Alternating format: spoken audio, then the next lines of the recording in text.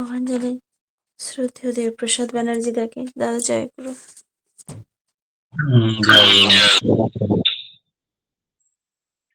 পরম প্রেমময় পরম দয়াল শ্রী শ্রী ঠাকুরের এতক্ষণ যারা নামামৃত সুধা পান করলেন, তাদের মানব জীবন শ্রেষ্ঠ জীবনের একমাত্র উদ্দেশ্য ঈশ্বর প্রাপ্তি।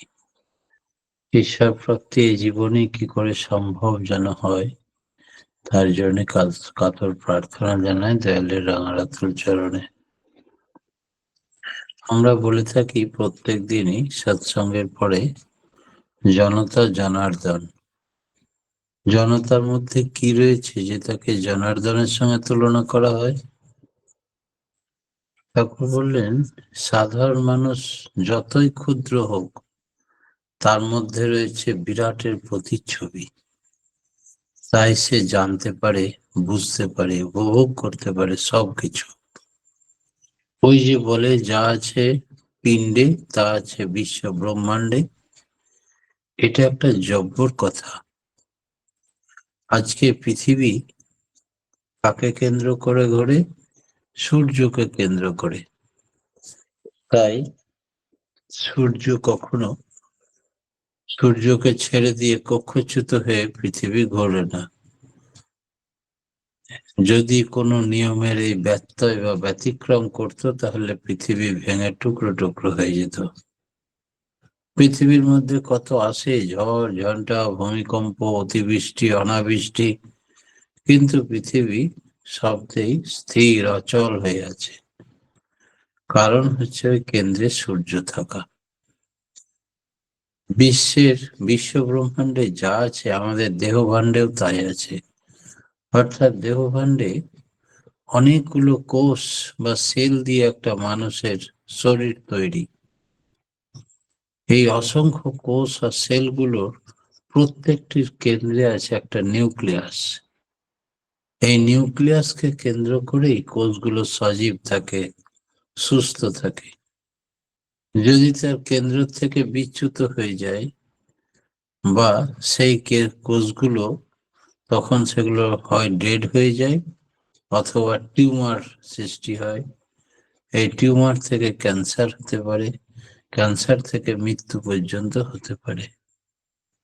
প্রত্যেকটি মানব জীবনে তেমনি চাই একটা কেন্দ্রে আদর্শ ইষ্টপ্রাণ যুগপুরুষোত্তম শ্রেষ্ঠ গুরুর কে কেন্দ্র করে আমাদের জীবন চালনা যদি শুরু করি, তবে সেটাই হবে আদর্শ, পুষ্ট, সুন্দর, সুস্থ জীবন। এছাড়া বাঁচবার সুন্দরভাবে আর কোনো উপায় নেই। সেই জন্যে সাধারণ মানুষ মানে জনগণ, আর এই জনগণ মানে হচ্ছে বিরাটত্বের ছোঁয়া। যা আছে বিশ্ব ব্রহ্মাণ্ডে তা আছে দেহভাণ্ডে। ক্ষুদ্র থেকে বৃহৎকে অনুভব করার উপায়।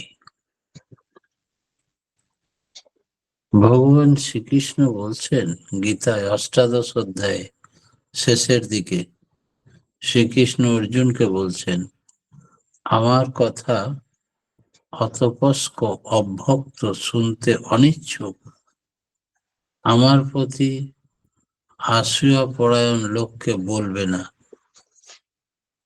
অভক্ত যিনি, ভক্ত নন, যিনি ঈশ্বরকে শুনতে চান না, জানতে চান না, তাকে তার কথা বলতে বারণ করছেন। কারণ তাতে তাদের খারাপ হবে, অন্যেরও খারাপ হবে। তাকে বলতে গেলে সে অশ্রদ্ধা দেখাবে। সেই দৃষ্টান্ত লোককেও নষ্ট করবে। এখানে মাং মানে তো embodiment of universal I in flesh and blood। বিশ্ব আমির রক্ত মাংস সংকুল মূর্ত বিগ্রহ, তাকে যিনি অশ্রদ্ধা করেন, সেই সমস্ত মানুষের ক্ষতি হয়, কোনো আত্মিক উন্নতি হয় না। তাই ঈশ্বর তত্ত্ব সকলের জন্য নয়। যারা ভরসা, বিশ্বাস, নির্ভরতা আছে তার প্রতি, তাকেই শুধু তার জীবনীয় ঘটনা, অনেক অলৌকিক ঘটনা এসে পড়ে, শুধু ভক্তের কাছেই বলা ভালো। যারা অভক্ত, যারা অশ্রদ্ধা করে, তাদের কাছে বলা ভালো নয়। এ কথা ভগবান শ্রীকৃষ্ণ গীতাতে ৮ম অধ্যায়ে শেষের দিকে এ কথা বলছেন। শুনতে অনিচ্ছুক অভক্ত ব্যক্তিকে আমার কথা বলবে না। এই জন্যই তো শিক্ষা দেওয়া, ঋত্বিক, অধৈর্য, যাজক, তাদের এই যাজন করাই কাজ। সব লোককে হয়তো তারা যাজন করে, কিন্তু কাজ হয় না। তার কারণ তখন তারা হোপলেস হয়ে থেমে যায়। সমাজে এমন একটা অবস্থা আসে যখন তার উচ্চ ভাব নষ্ট হয়ে যায়। ঠাকুর বললেন, ভক্তের কাছে যাও, ভগবানের কথা বলো। যে কোনো ভক্ত হলেই তোমাকে সে অ্যাপ্রিসিয়েট করবে, শুনবে। মাধুর্যের কথা শুনতে শুনতে তার চোখে জল আসবে, আগ্রহ প্রকাশ করবে, তখন দীক্ষা হবে।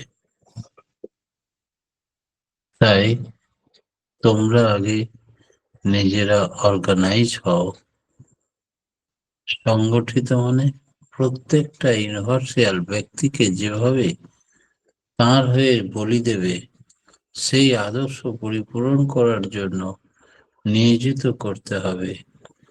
সব মালার মতো সাজানো থাকে। প্রত্যেকটি সহজাত সংস্কার থেকে অবস্থা পরিস্থিতি প্রয়োজন বুঝে প্রত্যেকে যথাস্থানে সেগুলো যুক্ত করে দেওয়া। এই হলো অন্তর্দৃষ্টি ও দূরদৃষ্টিওয়ালা কর্মীর কাজ। জ্যোতিষ ও পুরুষাকার, এই দুটোর মধ্যে সামঞ্জস্য কোথায়? অনেকে জ্যোতিষ ধরে ভাগ্য নির্ধারণ করে। জ্যোতিষে যা বলে দেয় সেই সমস্ত পাথর ধারণ করে, নিজের ভাগ্যকে এইভাবে নিয়ন্ত্রণ করার চেষ্টা করে। ঠাকুর বললেন, জ্যোতিষ ধরে করতে যে যায়, বাঁচা পাড়ার কিস্তিমাত হয়েই থাকে ধূলিসাৎ, পাপি খেয়ে হয়ে থাকে ধূলিসাৎ। তাই জ্যোতিষ ধরে বাঁচা পাড়ার কিস্তিমাত করা যায় না, কারণ মানুষের হাতের রেখা সদা পরিবর্তনশীল। আজকে হয়তো গ্রহের পজিশন অনুযায়ী একটা গ্রহ ডাউন আছে। জ্যোতিষ মশাই সেই অবস্থায় হাত দেখে বিচার করে বললেন যে এখন আপনার অমুক গ্রহের দশা চলছে, সেই জন্য প্রতিকার হিসাবে এত রতি এই গ্রহরত্ন নিতে হবে। অনেক টাকা মূল্য খরচা করে সোনা দিয়ে বাঁধিয়ে সে একটা রত্ন ধারণ করলো। 6 মাস পর সেই গ্রহ চেঞ্জ হয়ে গেল। আবার হাত দেখাতে গেল, নিয়ে বললে এখন এই গ্রহরত্ন প্রয়োজন নেই, এটা খুলে রেখে দিন। এখন অমুক গ্রহরত্নের জন্য অমুক পাথর ধারণ করুন। আবার কষ্ট করে সে কেনাকাটি করে আর একটা গ্রহরত্ন ধারণ করলো। 3 মাস পরে দেখলো সেটাও চেঞ্জ হয়ে গেছে।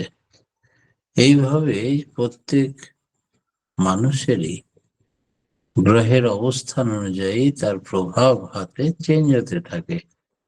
আর এই পরিবর্তনের সঙ্গে সঙ্গে পাথরেরও সিলেকশন বেড়ে যায়, কমে যায়, পরিবর্তন হয়। মানুষ কত পাথর কিনবে? সব পাথর কিনে যদি রেখে দেয় আর প্রত্যেক মাসে একবার করে গিয়ে হাত দেখায়, তাকে ফিস দেয়, আর একটা একটা করে গ্রহরত্ন ধারণ করে, আবার কিছুদিন পরে গিয়ে ওটা চেঞ্জ করে, এই করতে গেলেই মানুষ পাথরমুখী হয়ে যাবে। ধ্যান হবে ঈশ্বরের নয় পাথরের। তখন জড়বুদ্ধি সম্পন্ন হয়ে যাবে। ঠাকুর বললেন, কিং কুর্বন্তী গ্রহা সর্বে যস্য কেন্দ্রে বৃহস্পতি। সমস্ত গ্রহ যদি তোমার বিরুদ্ধে চলে যায়, তবুও যদি গুরু ঠিক থাকে, তাহলে তোমার সব গ্রহ তার ফেভারে থাকবে। তোমাকে এই জন্য কোনো গ্রহ রত্ন তৎকাল উন্নতির জন্য ধারণ করতে হবে না। বেশিরভাগ সৎসঙ্গীদের হাতে, কর্মীদের হাতে কোনো গ্রহরত্ন দেখতে পাই না। তার মানে এই গ্রহরত্নের বোঝা নিয়ে যারা চলে, তাদের যে একটা বিশাল অঙ্ক আবদ্ধ থাকে গ্রহরত্নের, এই টাকাটা খরচা হয়, সেটা সৎসঙ্গীদের ক্ষেত্রে বেঁচে যায়। মনের কর্তা হলেন চন্দ্র, গভীর বুদ্ধি ও বোধের অধিকারী বৃহস্পতি, আত্মা হলেন রবি। এগুলি সবই অ্যাডজাস্ট হয় ওই নাম ধ্যানের মধ্যে। স্বস্তায়নের দ্বারা, স্বস্তায়ন মানে সুঅস্তিয়ন, অর্থাৎ ভালো থাকার পথ। যেমন করে হোক এটা করতেই হবে, তা পুজো করেই হোক, ফুল ফেলেই হোক, ওষুধ খেয়েই হোক, আর তাবিজ কবজ ধরেই হোক, যেভাবে হোক নিয়ন্ত্রণ করা চায়। এই নিয়ন্ত্রণের পদ্ধতি বিনামূল্যে শুধু নাম ধ্যান করলেই হয়।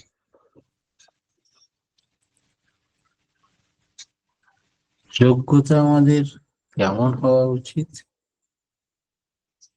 মানুষ ভগবানকে দোষারোপ করে কোনো ক্ষতি হলে, সেটা কি অজ্ঞতার জন্য করে?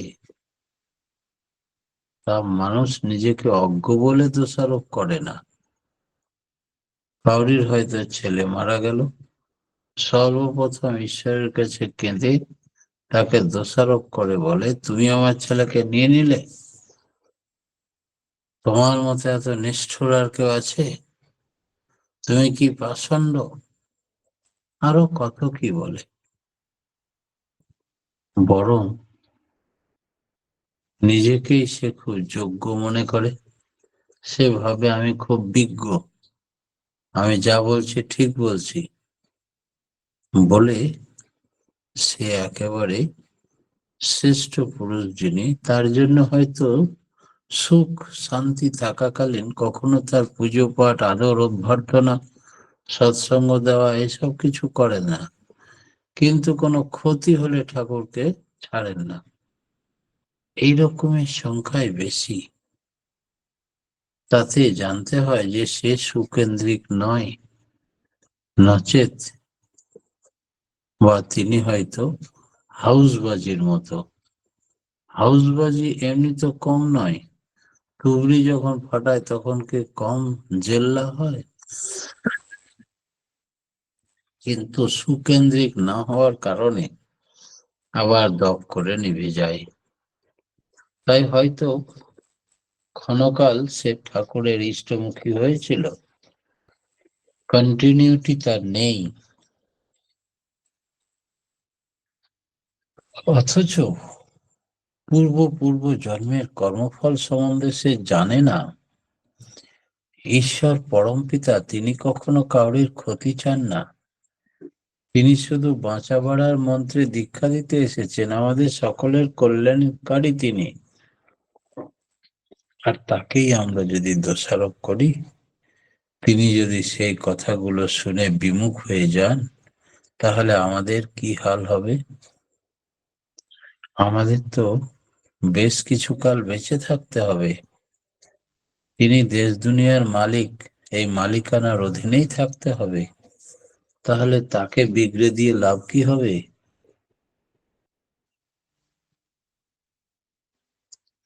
মহাপুরুষরা মানুষের মতো উপকার করা সত্ত্বেও কিন্তু তাদের প্রতিদানে পায় কষ্ট। ভাগ্য মানে ভজনা। এক একজনের ইনার করে মানে মর্ম দেশে এক এক রকম পঙ্কিল বৃত্তি চাহিদা থাকে। ধরো কেউ হয়তো বেশ্যাসক্ত, তো কেউ ছুটছে তার প্রকৃতির তুষ্টি সাধনের জন্য, কেউ প্রবৃত্তির তুষ্টিতে ছুটছে, তো তুমি তাকে খুব ভালোবাসো। কেন? আদর করে তোমার প্রতি যেন টান বেশ্যার প্রতি টানের চাইতে বেশি না হলে তুমি তাকে তার মোড় ফেরাতে পারবে না, বরং সে তোমাকে ভালোবাসা সত্ত্বেও তোমাকে প্রত্যাঘাত করবে, তোমাকে তার চাহিদা পূরণের অন্তরায় মনে করবে। সেই জন্য তুমি হাজারো ভালো কথা বলো, তোমার কথা শুনবে না। প্রবৃত্তির টান এমনই। দুঃখ কষ্ট পরম পিতার আশীর্বাদ কিনা। রামকৃষ্ণ ঠাকুর মায়ের কাছে একান্তে একদিন চাইছেন, মা, তুই আমাকে দুঃখ কষ্টে ডুবিয়ে রাখিস যেন সারাটি জীবন। দুঃখ কষ্ট না থাকলে আমি মা মা বলে আর ডাকবো না। সুখ শান্তি আনন্দ ঐশ্বর্যে আমাকে ঘুম পাড়িয়ে দিস না, তাহলে তোকে আমি মাটির মূর্তি দেখবো শেষে। তাই দুঃখ কষ্ট হচ্ছে আশীর্বাদ। একটা বড় হাতিকে পরিচালনা করে একটা ছোট্ট মাহুত। সে তার ঘাড়ের কাছে একটা ত্রিশূলকে গোজে বলে, পাতল। তখন হাতি পা তোলে, এধারে চল, এধারে চলে। এই যে নিয়ন্ত্রণ করার কৌশল, সেটি না করলে অত বড় জন্তুর কাছে ওই মানুষটার ক্ষমতা কিছুই না, তবুও তাকে সেভাবে নিয়ন্ত্রণ করে। তাই একদিন শ্রী শ্রী বরদা যখন ঠাকুর কল্পতরু হয়েছেন, সবাই সব চাইছে, ঠাকুর বললেন, বড় খোকাকে ডাক, ও কি চায় আমি একবার জানতে চাই। বড় খোকাকে ডাকা হলো। বড় খোকা এসে বললেন, প্রভু, আপনি না চাইতেই যথেষ্ট দিয়েছেন, আমি আর কি চাইবো। বলে, না, তবুও কিছু চেয়ে নে। বলে, দিতেই যদি হয় প্রভু, তবে দাও আমাকে দুঃখ কষ্ট, আশীর্বাদ। এই দুঃখ কষ্ট থাকলে আমি তবেই ঠাকুর ঠাকুর করতে পারবো সারাটি জীবন। আনন্দে ঐশ্বর্যে যদি ভরপুর হয়ে ঘুমিয়ে পড়ি, তখন তোমার মধ্যে আর ঠাকুরত্ব দর্শন হবে না। বললেন, এই তো আসল চাওয়া চেয়ে নিলি রে, এই তো রামকৃষ্ণ ঠাকুর চেয়েছিল মায়ের কাছে। বলে এই কথাটার পুনরাবৃত্তি করলেন। তাই দুঃখ কষ্ট একটা পরমপিতার আশীর্বাদ। আমরা বহু দাদা ও মায়েরা নিজেদের দুঃখ কষ্টের কথা ব্যক্ত করে কান্নাকাটি করি, দুঃখ প্রকাশ করি একে অপরের কাছে। তারা কত বড় আশীর্বাদ পুষ্ট মানুষ তারা নিজেরাই জানেন না। তাকে না মা কালীর কাছে চাইতে হয়েছে, না ঠাকুরের কাছে বরদার মতো চাইতে হয়েছে, না চাইতেই দুঃখ কষ্ট ঈশ্বর তাদের ভরপুর করে দিয়েছেন, যাতে তাদের চেতনা বজায় থাকে, যোগযুক্ত থাকতে পারেন সদা সর্বদা। ওই যে হাতির মাহুতের মতো। দুঃখ কষ্টের জ্বালা যদি না থাকে, তাহলে আমরা তার ইচ্ছা মতো চলতে পারবো না।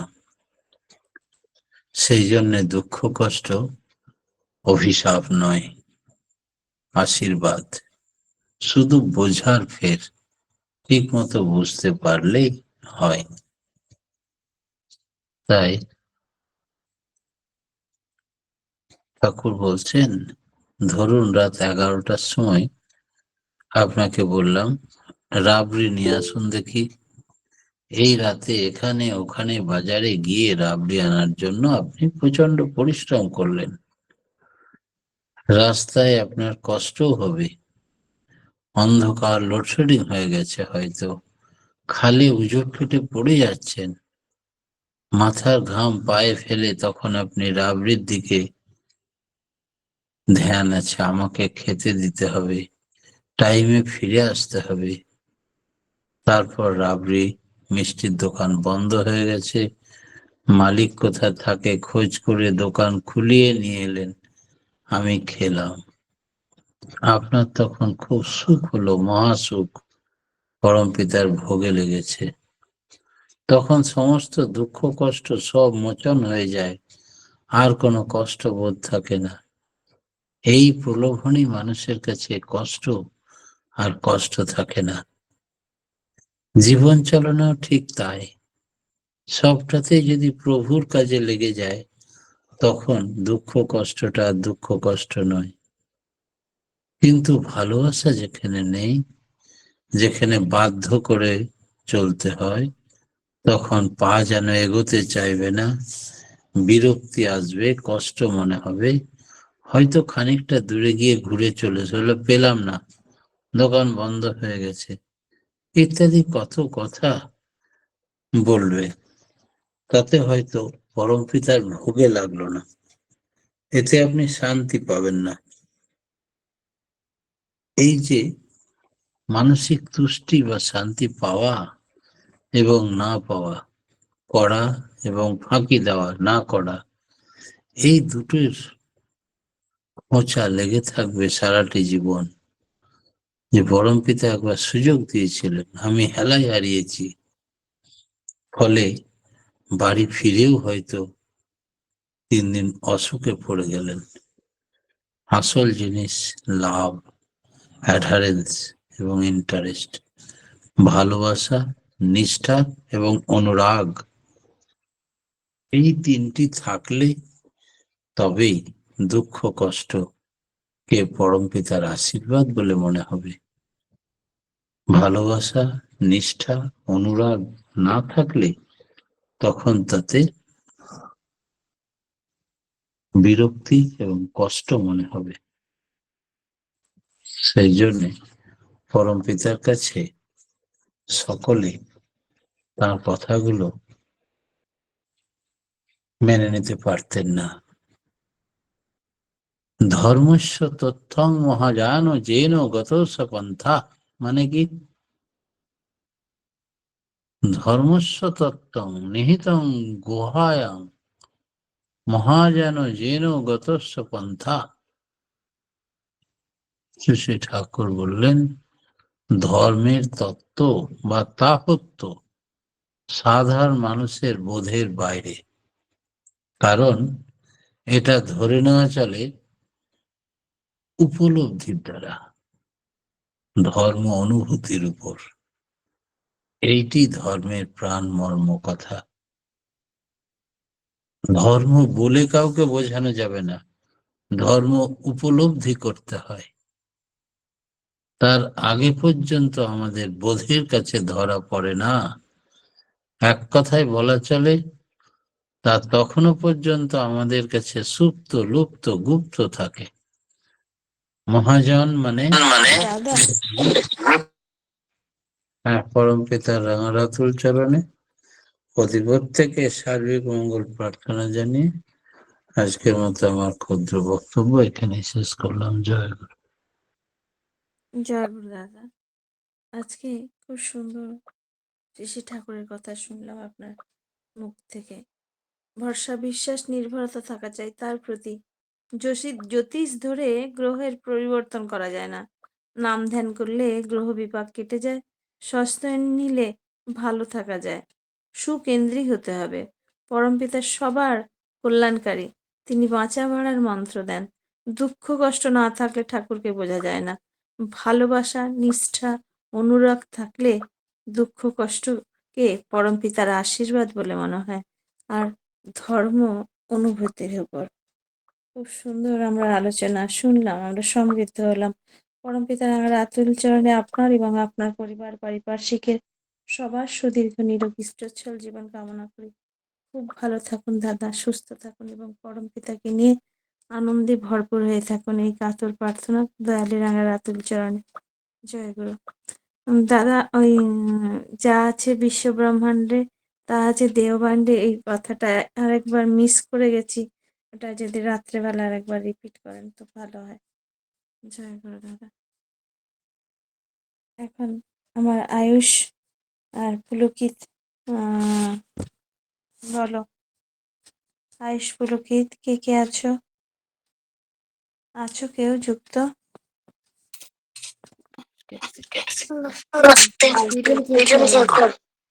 মা আজকে ভিডিও দিয়ে করবো না। আচ্ছা, ভিডিও দিয়ে করতে হবে না, করো তুমি।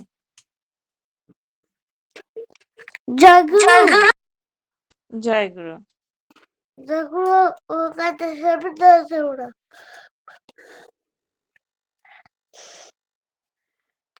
আমি এক্ষুনি যেমন লজ্জে বসে আমি ইস্তবার সেবার মতো অষ্টবিদ্যে দাদা জয়িত পরমানন্দ উদ্দিত সত্যি সমৃদ্ধ তোমরা শান্তা ব্যবস্থা চেয়েছেন অধর্ম আমার কঙ্কুর প্রণাম যেটাই থাকি হস্তব্যস্ত করতে প্রার্থনা হবেই যাতে কর্ম নিপুণ শক্তি বাবার বর্ধন। জয় গুরু, সকলকে জয় গুরু। জয় গুরু বাবা। খুব সুন্দর করে আমার পুলকিত খুব সুন্দর শতানুজ্ঞা এবং ছড়া পাঠ করলো। পরম পিতার কাছে প্রার্থনা করি, তার সার্বিক মঙ্গল প্রার্থনা করি বাবা। খুব ভালো থাকো, ঠাকুরের মনের মতন মানুষ হয়ে ওঠো, এই কাতর প্রার্থনা দয়ালের রাঙা রাতুল চরণে। জয় গুরু সোনা। এখন এখন ভক্তিগীতি পরিবেশন করবেন শ্রদ্ধা তপতি হালদার মা। তপতি মা, জয় গুরু। জয় গুরু জয় গুরু, জয় গুরু। আমার প্রিয় পরমে রাঙা রাতুল চরণে প্রণাম জানিয়ে উপস্থিত প্রত্যেককে আমার আন্তরিক জয় গুরু জানিয়ে পুজোপাত দাদা লেখা গান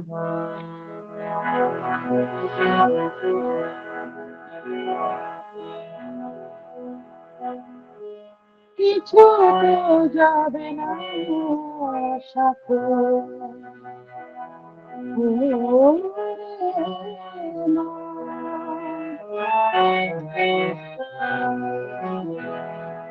কিছু তো যাবে না সাথে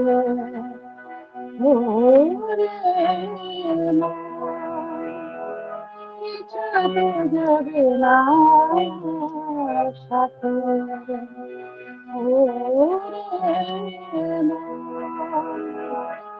তবে কেন করে চলো বৃথা হলো?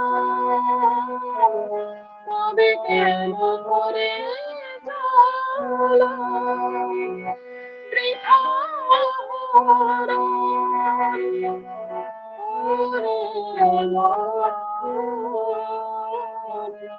কিছু তো যাবে না সাথে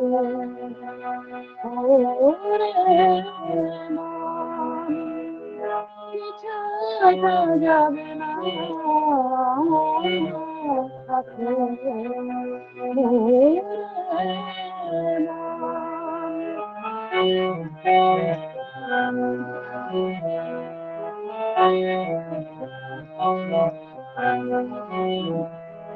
প্রভুর রাতুল পদে রাখিলে নিজের বেঁধে আশ্রয় করে সেই বিচরণ।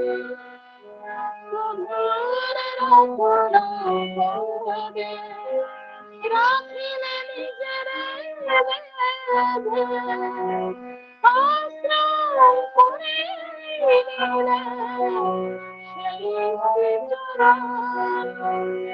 থাকিত না ভব ভয় সমুদ্র থাকিত না ভব ভয় সমুদ্র চিরমধুময় হয়ে চিরমধুময়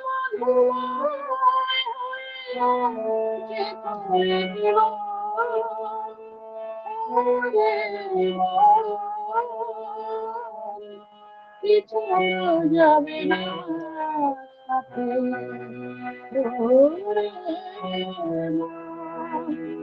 কিছু যাবে না সাথে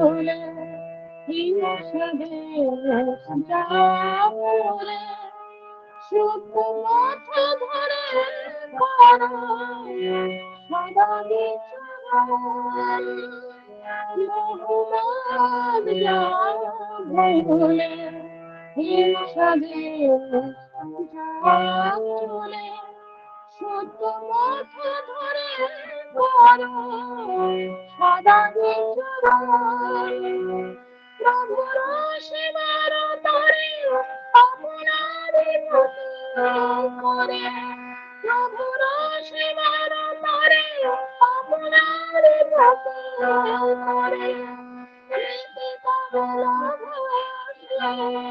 সাধনার ধন কৃতি তবেল সাধনার ধন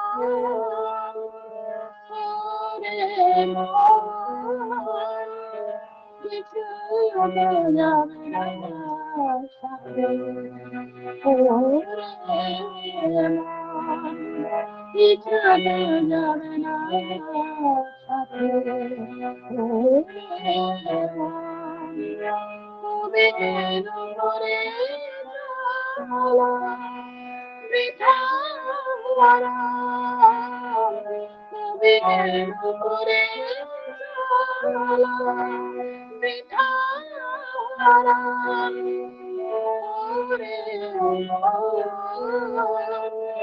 কিছু যাবে না